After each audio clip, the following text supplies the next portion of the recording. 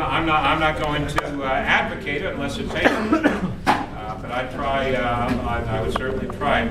With regard to the lending crisis, the mortgage problems that we have in this country, I think it's a perfect example of a couple of things. One, that at the root of virtually every economic problem we have in this country, the systemic economic problem, is government regulation and bad government policy.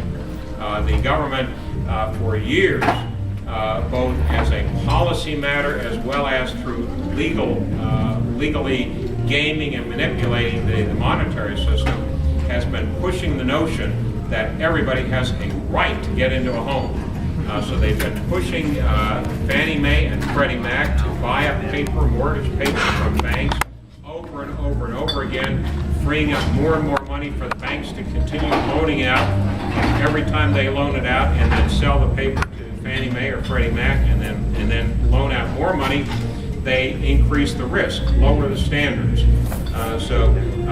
Finally the bottom dropped out of it. It began to about a year and a half ago.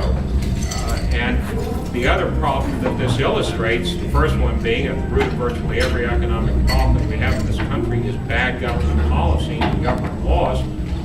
What they're doing is they're proposing to get us out of it by, what, more government intervention. Yeah, bring more money.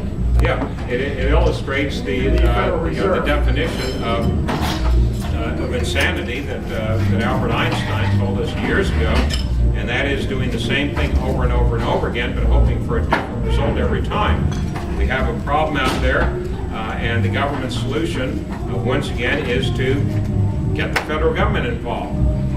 So the federal government is now going to become much more directly involved, including the Federal Reserve, unelected, unaccountable entity, with setting mortgage policy in this country.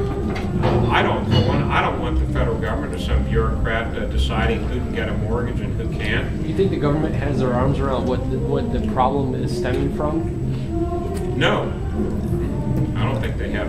I don't think they do either. And in my practice, I find that there's absolutely no way that they have an idea of where it's stemming from. And I would ask the question to the room: does anybody know anyone that's foreclosing on a property right now, personally? Right now? Right now. We probably do, but just don't know that we do. Millions of foreclosures, and no one in the room knows anyone that's foreclosing on property. I mean, don't you find that interesting? The majority of mortgagees in the country, and I'm certainly among them, I have a mortgage on our house, are meeting their payments. But the point of my discussion is that the people that are borrowing this money don't ever intend on paying a dime of it to the bank. It's all mortgage fraud. 33 West Ontario, downtown Chicago, had 58 transactions in the past 48 months. 46 of them were mortgage fraud. That's a 4-year-old building. It's cost millions and millions of dollars to build. It's caused by government policies, government programs. It's caused because people aren't held accountable for the mortgage fraud. Because of government programs, the government guarantees, for example. And the housing bailout legislation that was just passed recently, it perpetuates the same problems. It directs, for example, that the FHA cannot use the risk assessment, the riskiness of a borrower in deciding whether to guarantee or provide a mortgage. I mean, we're just asking for more problems, exactly as we have had. The good news is, of course, that the legislation provides for about $200 million of pre-foreclosure loan counseling. That'll solve everything. I mean, that's just the sort of nonsensical extent to which the government, federal government, takes money from us and uses it for absolutely outrageous, counterproductive, ridiculous purposes. And neither of the two major parties are going to make any change in that. The two candidates on the other two major parties are not going to change. Both of them supported that. Both of them supported the expansion of the foreign intelligence surveillance powers of the government. There's example after example. You all see it in whatever profession or business you all are in. If we can be of any help, our crack campaign team, in providing any additional examples, if you see something out there that we ought to put a position paper out on that we haven't already, or a statement, let us know. whatever we can help, however we can help in getting you the information that makes that message of liberty, that takes the libertarian agenda and vision relevant to the people that you need to be talking with to get them to support the Barr Room ticket financially and to vote for us and to help us organize. We'll get you the information. Just let us know. Yes, ma'am. There will be a large number of your supporters probably at the Ron Paul Campaign for Liberty up in Minnesota. What do you recommend as far as being able to promote you in that crowd there? Have you considered making an appearance there, or have you approached Ron Paul for an endorsement or anything like that? I've talked with Ron Paul a number of times since I was honored with the Libertarian nomination in late May. Ron's a good friend, and I've talked with him up in Washington on a number of occasions. It's his intent, as related to me, and as he said publicly, not to have candidates speak at or officially appear at his event, and we certainly honor that. It's not our event; it's his event. Doesn't mean we have to agree with it, but that's his wish, at least at this time. Now, if that changes, if he hears from enough people to change it, that's fine too.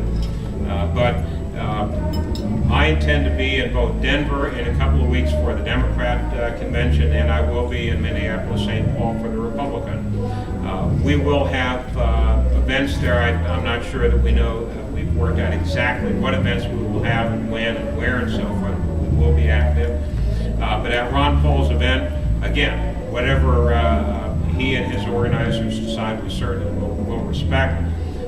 We do hope that everybody that leaves his event recognizes that the only way that the freedom agenda is going to move forward is for us to get as many votes as we can on November 4th. It's not going to happen from an outside group, no matter how good it is. The only thing that the national government will listen to, and that the other two political parties will listen to, is votes and money. We don't have money right now. We'll have enough money to run our campaign, but what we do have control over is votes. The best example of the fact that the only thing that will matter on election day is how many votes we get, not what we do with some outside group, is the Ross Perot campaign. Ross Perot did not win the election in 1992. He got 20% of the vote. Polling, though, exit polling indicates that he would have won if everybody who thought he could win, if voters thought he could win, they would have voted for him. And that was a majority of voters. He didn't win, but he did get a lot of votes. Those votes translated directly into the contract with America that formed the basis for the Republican majority electoral victory in November of '94. And it continued. That is the reform agenda that Ross Perot was able to put forward and gain 20% of the votes. It figured dramatically in those events, some of the eventual measures that did pass under a Republican majority, such as the Balanced Budget Act of 1997 and the welfare reform that was a part of that, and the capital gains tax reduction. Those things did not happen because there was some outside group advocating. It happened because the reform movement that Perot started and gave voice to in '92 gathered a huge number of votes. That's what will make a difference. And that's why our race is so much more important from an electoral standpoint than anything that somebody is doing with regard to some non-electoral group out there. So that we do hope that everybody that is there, and we hope there's a huge crowd for Ron's event, leaves there with one thought in their mind: they have to get out there and support the Barr Room ticket on November 4th. So how are we going to hear about what you're doing there in Minnesota? Trust me, we'll get the word out through our campaign. The meetups and things like that. So just stay tuned to the campaign. Stay in touch with where Alex is still here, Jack and Dave. Just stay in touch with those folks. Stay glued to our website. We'll get plenty of information out.